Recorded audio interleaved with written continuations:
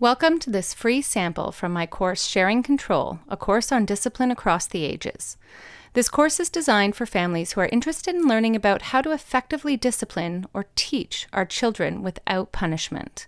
Many of the gentle methods don't work for many families because they're based on utilizing skills children don't have, and thus it's a recipe for failure. Not in this course. I hope you enjoy this free sample.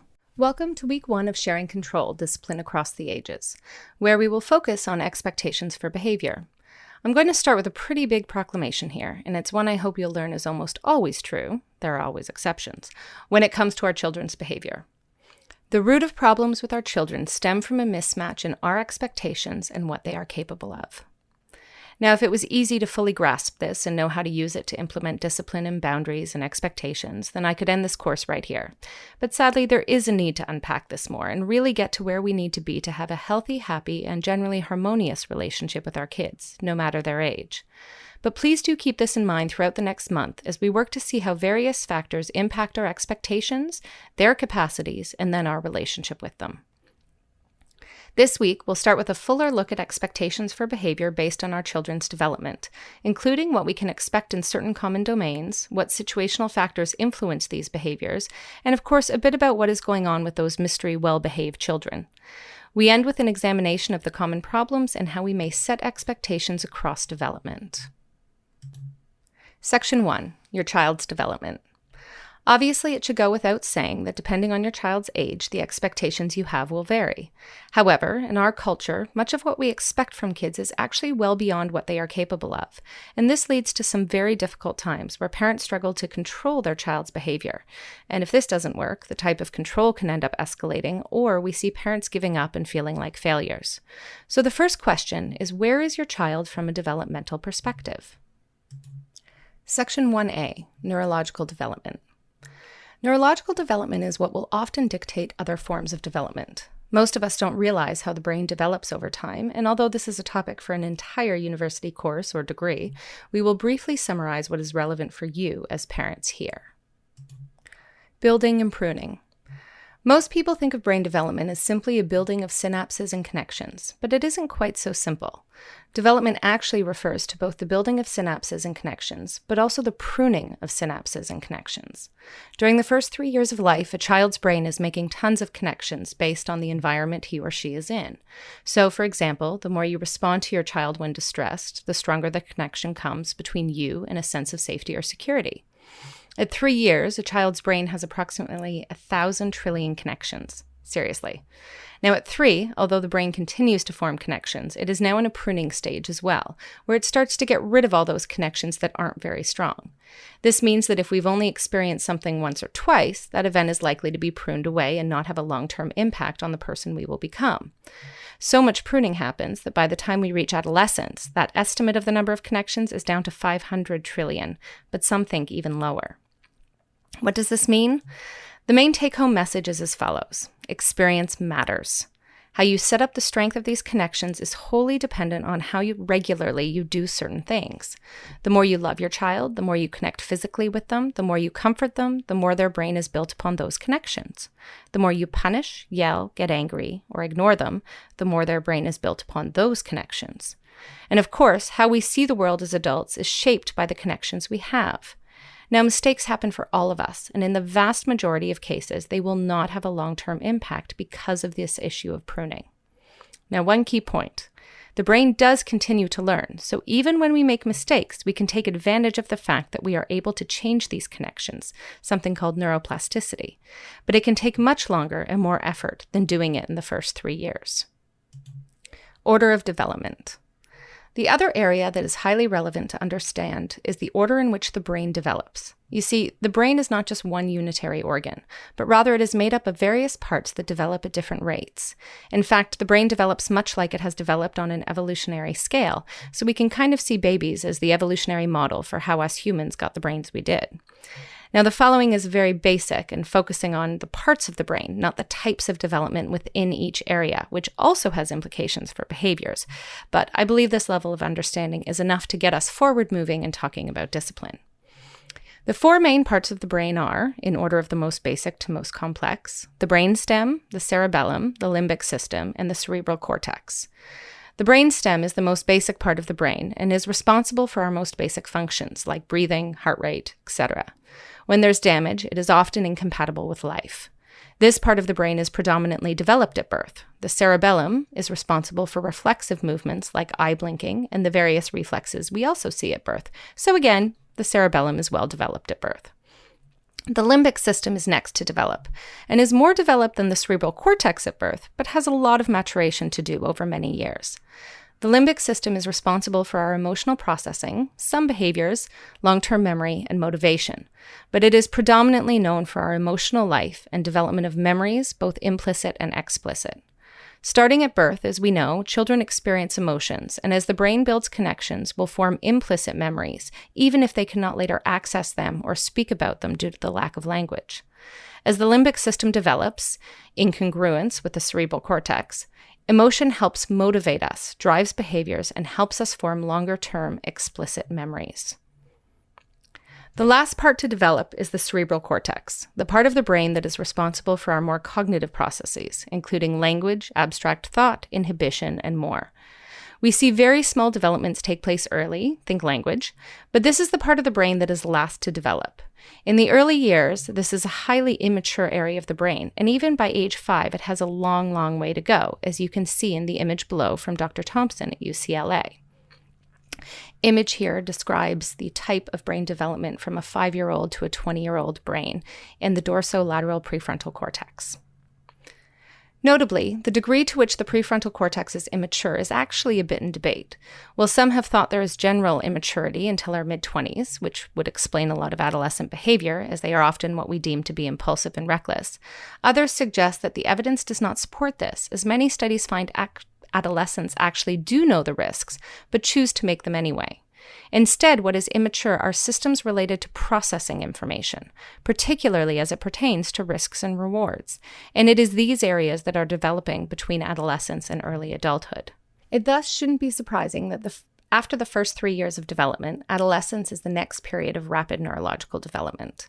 This means that while our youngest children are highly susceptible to their environment in terms of neurological development, so too are our teens. The key difference is that our teens often have a greater capacity to discuss things if we have the relationship with them that allows them to see us as a safe person to go to. If we view the changes in adolescence as being related to information processing, we have to realize that how they perceive the world around them and what experiences they expect will be highly relevant to their behavior and how they respond to us as adults.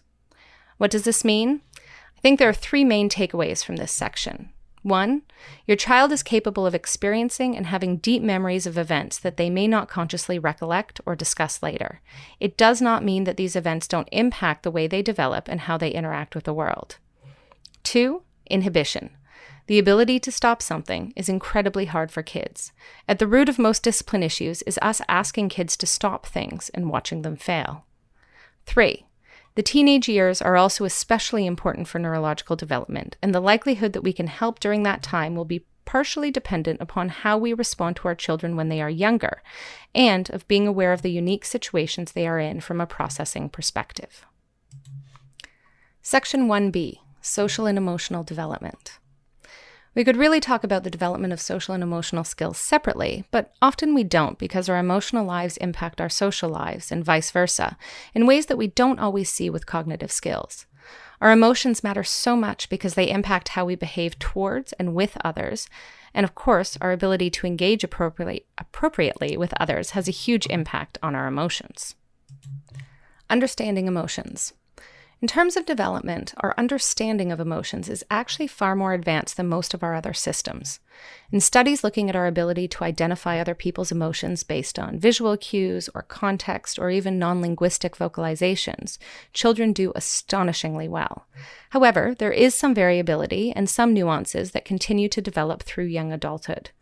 Specifically, our understanding of happiness, fear, surprise, and disgust has been found to increase with age, but our understanding of sadness and anger seem to peak by about age 6. Yes, 6. From an evolutionary perspective, sadness and anger may be the most important emotions, and though we may think fear should be there, it also seems to be one of the harder emotions to identify for children. And this may be because they highlight social information about how to respond to others, think empathy or asking forgiveness. They are central to group cohesion, and the fact that fear does not do this should tell us how important our social lives are to our evolution. So in terms of emotion understanding, children's abilities are still quite high, and even for those other emotions that are still developing, they are still doing very well at younger ages. Now, this means that our children are capable of reading faces quite young, an important skill in social groups, and their early automatic responses set the stage for later skill development. That is, early reactions to sadness includes one's own experience of sadness. The first stage of empathy is actually called emotion contagion because infants seem to catch the sadness from others. And early reactions to anger include sadness to elicit empathy. But these are also the first stages of restitution. Emotion regulation. For the purposes of discipline, the more important factor is the issue of how our children handle these emotions, emotion regulation. The development of emotion regulation is a wonderful way to better understand how important social skills and experiences are to the developing affective system. The first stage of emotion regulation is really no regulation at all. Our infants are unable to regulate, and even their cries for us are not based on an active attempt to seek help. It's just what they do. After this stage comes co-regulation, and this is a crucial part to emotion regulation and one that is often overlooked in mainstream parenting discussions. Co-regulation refers to the active attempt of the child to seek comfort from a caregiver. This is your child crying for you specifically, coming to you for cuddles when upset, and so on. The infant or child now knows that you have the capacity to calm their system, so they are seeking that input as they still lack the capacity to do this on their own. After this stage comes attempts at actual self-soothing, or actions that help a child calm their own system on their own. This is something that is an ongoing process for years and years and years to come. In fact, it's something most of us adults continue to work on as well. It's important that I stress that this process isn't wholly linear, but rather interacts with degree of stress a given situation causes a child. That is, for minor stressors that cause the child some upset, but not a lot, they will be able to engage in self-soothing much earlier than for events that cause greater stress. This is why you can see an infant place hands in a mouth and seem to have some calming effect from it when young, but still require a lot of parental input and assistance most of the time. I cannot stress how important it is to realize that our children's capacity for self-soothing is limited by how they experience the event. The more stressful it is, the harder it is to self-soothe. This means comparing children, or even one child between situations, will be moot. This also has implications for the orchid child, who is known to have a heightened response to stress. Often when presented with a child who struggles emotionally, we are not looking at a child without skills, but a child who experiences negative events much more deeply than others. And thus that experience of co-regulation is crucial. I've used the following image before, created by me, nothing scientific, just an example to help illustrate this. The graph is an approximate likelihood of using any self-soothing given a distress level and demonstrates a sharp decline as distress level increases. The other factor that is important here in setting emotion regulation expectations is who causes the distress. This is a factor that has been discussed by neuroscientists and studied in younger children. In short, it seems that distress caused by people we trust and love, and especially those who we would turn to for co-regulation, is far more difficult to self-soothe from than distress caused by others. When people we rely on cause us stress, we find it far more stressful and thus struggle to respond with our maximum skills.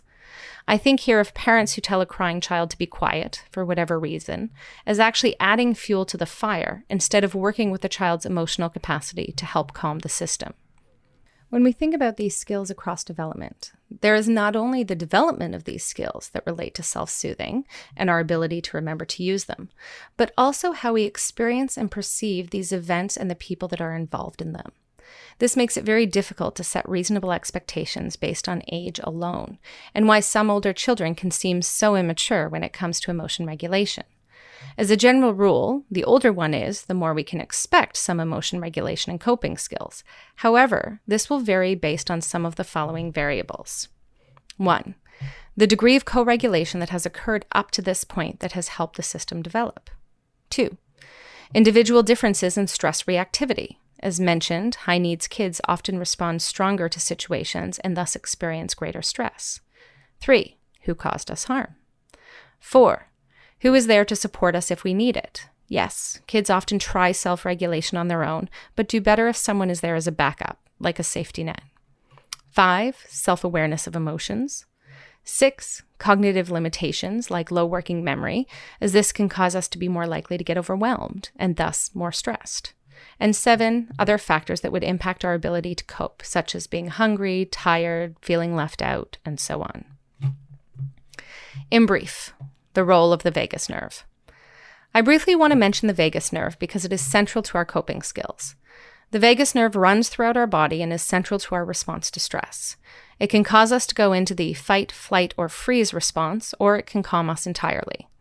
It develops early in infancy, and certain things have been linked to its optimal development, specifically things like breastfeeding, human contact and cuddles, massage, and parent-child positive interactions, all elements of responsive parenting. Now, sometimes something like a tongue tie can actually negatively affect the development because the tongue on the top of the mouth is one way we activate and develop the system. If your child has had anything that may have impeded early vagal development, for example, tongue ties, an extended period of time in the NICU, a parent with postpartum depression, and so on, then you may have a child that is just a bit behind in terms of emotion regulation development. It's not all over though, and you may just have to be more patient in terms of building and using these skills. Social skills. The final area to discuss in terms of social and emotional development is the role of social skills. Much of our interactions with our children depend upon us understanding each other, what we want, how we feel, and these require certain skills that aren't always available. Perhaps the most important of these skills is theory of mind, which is a fancy way of saying perspective taking, or our ability to know what other people are thinking and feeling. If we think about it, obviously our ability to engage meaningfully with others depends upon our ability to understand their needs and behaviors. If we can't do that, we may behave inappropriately. Now, theory of mind develops slowly, but it is something that we can always struggle with. Without going into too much detail, I wrote a dissertation on this after all, children start to show reliable early signs of theory of mind around 18 months when they identify that others have preferences different to them. They can start to offer people things they want, not what the child themselves wants. This is the classic broccoli cracker experiment, which you can look up if you're interested. Around age 3, children start to be able to identify false beliefs in the context of jokes only. They know they can trick people, and some research suggests that they may understand the idea of a false belief, but seem unable to respond behaviorally as if they do. By age 5, most children are good at identifying when people have false beliefs and can work with that information in making predictions about behaviors. Of course, there are things that tax this, and we can see deficits in theory of mind in adults when we're taxed. This is because our brains seem to be hardwired to think first and foremost of our experiences as our anchor for other people's minds, and then we modify accordingly. Depending on how taxed we are at the moment, how well we know the other person, and how strong our experience has been in this regard, we are more or less good at making these predictions. Now, one thing worth talking about here is called the curse of knowledge, and I think it's something parents have in abundance, especially when dealing with our older children. Now, this refers to the fact that if we know something, we're more likely to assume that people know it than who actually do. As parents, when we think about our expectations for our older children and teenagers, we can often fall into this trap. We know the perils of too much TV, and so we behave as if they must too, and appreciate them, but they don't. We aren't as bad with our younger kids because they seem so different that we better appreciate it. But as our kids get older, we are more likely to see them like us and assume that they have the same information. This leads to erroneous expectations and thus conflict. The second element that is worth discussing here is the role of social inclusion. Our entire lives are based on being part of a group, a social group, as this has been what has allowed us as a species to thrive and for our children at an individual level to survive. They are reliant upon us and thus work hard to be a member of our social groups. This is an incredibly strong urge that we see easily in young babies who form very strong attachments to caregivers, but it also exists in older children and definitely adolescents. They have the family unit as a social group, but they are also seeking inclusion into other groups, namely peer groups. This strong drive to belong can lead to behaviors that are less than ideal, and too often parents dismiss this need to belong as trivial, yet it's so much more. Now, one thing that has been noted by many psychologists and researchers is that children and adolescents who struggle with a feeling of belonging at home will be more invested in finding and belonging to a social group. However, virtually all children will aim to find this inclusion with peers, so please don't feel that you can somehow prevent it. As peers are often not the best source of guidance, this can lead to many problems. It is normal for our children to want to belong and strive to belong, but as parents, we want the family unit to supersede the drive to belong in a peer group, so that if the peer group is asking our children to do things they aren't comfortable with or feel anxious about, they don't override those feelings in that quest to belong. They already belong somewhere, and thus they can keep seeking a social group that better fits them. This is the end of the free sample from Sharing Control, a course on discipline across the ages. Thank you for listening, and if you would like more, you can register for the entire course at evolutionaryparenting.com under courses.